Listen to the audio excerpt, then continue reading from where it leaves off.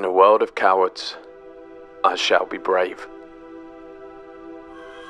We were built to struggle towards something greater than ourselves. How else do you explain men marching willingly into battle, sailing into unknown oceans with little hope of returning, or climbing mountains simply because they stood unconquered?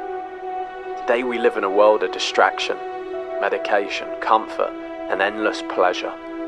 Not because you're weak, but because you're bored. There's no great kings calling you to war, no vast continents waiting to be discovered, no legendary expeditions promising glory beyond the horizon. Everything worth finding appears to have already been found, or so they want you to believe. So you sit, restless, your hunger for adventure numbed by convenience. But there is another path, and it's the path I have chosen. Your great quest is your own life.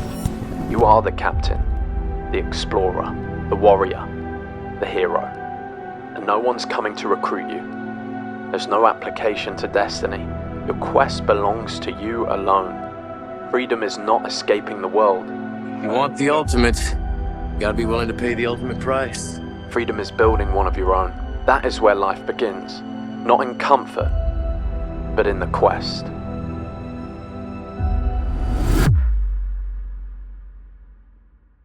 I believe in every single one of you watching this video, there is a hero, a version of yourself that would shock the current version of you. A version of you so big and grand that can conquer so much that you would just be left in awe.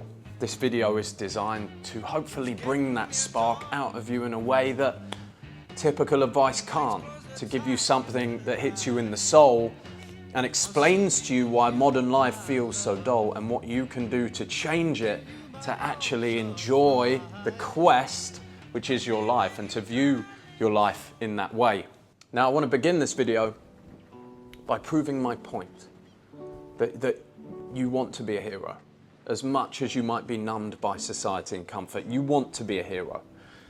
In the early 1900s, there's a great adventurer called Ernest Shackleton. He has a fantastic book called Endurance. And in that book, they have the advertisement he put out when gathering his crew to go on an expedition to the Arctic. And the poster read like this: men wanted for hazardous journey, low wages, bitter cold, long months of complete darkness, constant danger, safe return doubtful, honor and recognition in case of success, Ernest Shackleton. That poster is the anti of what we have in the modern day. Respectable salary, above minimum wage, pool table, and free coffee and drinks. Pajama Friday is your standard job post to go and work at an up-and-coming tech firm. But it isn't what you want. That application had thousands of people want to go on that voyage. Thousands of men want to take that treacherous journey because it is the truest thing to us. We don't mind suffering. In fact, we relish in suffering. We build our greatest bonds in suffering. Life is suffering. That's where we are hopelessly lost in the modern generation. When you go and turn up at that job that you don't care about and it's mundane and hard and boring, of course you don't want to do it. You don't want the hardship of everyday life when you could just sit in the pub and have adventures in your mind, or the adventures of a night out. But that's really what we must combat to become great. And this is the way I think about my life, not like a normal person going through life and trying to become successful, but like a hero on a quest. And the reason I think of it this way is because in every story we admire and every hero we admire, they face hardship, same as life. But there is a quest, a voyage, something that they are looking to achieve that is so big that they can't turn back. When they go towards the struggle, they have to conquer it or usually die. And it's because there is this mission that is higher than themselves. There is this mission that they hopelessly want to achieve. But most people don't dream big enough. If you live a life of safety and security and a job that gives you your pool table and your afternoon naps and your free lunch, for your half-decent wages, you will never find the vigor of life. And so I want to implore you to find that vigor and first set yourself a quest. And you might be thinking to yourself, well, what quest could I possibly set myself, Jack. This isn't the medieval times. We don't have swords. There are no great mountains to conquer or lands to discover. What the hell do you mean by quest? What I mean by quest is deciding who you want to be, designing a hero that you want to be, and going through the trials to become that person. So my quest starts like this. I was once upon a time working a 9-to-5 job in a life I didn't enjoy, and I was indulging in the comforts of my decent salaried sales job, drinking on the weekends, seeing my friends, and life was okay. It was mundane, it was boring, but it was okay. Certainly not the worst life in the world, but I decided I didn't want to be that person. I wanted to be a hero in my own eyes. So I cut out the comfort. When you cut out comfort, you encounter pain. When I encountered the pain of life, I realized I can no longer stay in the same place. I need to change something because I can no longer medicate myself. And so I decided to quit my job, and I found a vehicle, and that vehicle was personal brand, and the thing I wanted to do was make YouTube videos. But I wasn't really a person that I thought I would watch. I wasn't a person that I thought I'd sit and listen to. I'd had some experiences in life, but I'd never done anything big or brave and bold. So I thought to myself, okay, I need a voyage. I need to choose an adventure that I will not return the same from. I need to choose a goal so big that if I win or lose, I will be a changed person, somebody worth watching. And so I thought, well, I'll get a one-way ticket. I'll leave everything I've got. I'll take a one-way ticket on my savings to Thailand to have a go at building a better life. All right, it's December 24th, 4 days until I go to Thailand. This is how I spend Christmas Eve. It's my friend. There's Jack. He's called Jack as well. You'll see him later on the YouTube channel.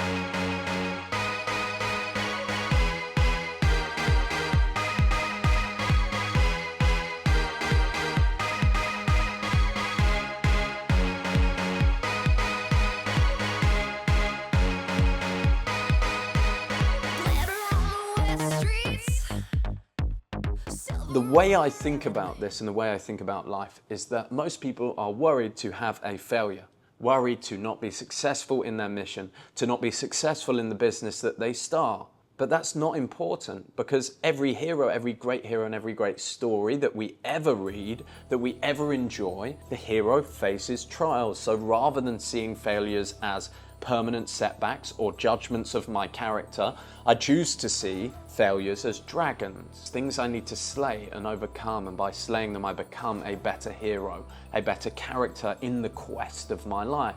And now when I encounter a setback or a hard time, I know it is the crafting of the hero. It is not something to be scared of. It doesn't affect my confidence, it builds my confidence. We must relish in challenge, because it is what builds us into the men we need to be. And so you think to yourself now, well, there is this thing, this business, this chance, this thing I want to do that I'm scared to do. And rather than view it as what if I failed and became the laughing stock of everyone, you see it as what if I won and became a hero? What if I learned and tried again? What if I never stopped until I succeeded? And so you set yourself a quest. And you go upon that quest and you overcome the challenges and you begin to build the hero. And so I went on my quest and started to become a hero to me. Now at that point, there's other parts of these stories that we can draw upon as well. It's that most heroes have advisors, fellowships. And so in your life, you will then start to go on this quest, and the people you need, the fellowship of the ring, you will find. And you might know some of those people from your hometown. For instance, Max, who works alongside me now, is someone I've known since I was 5 years old, the Sam to my Frodo in some ways.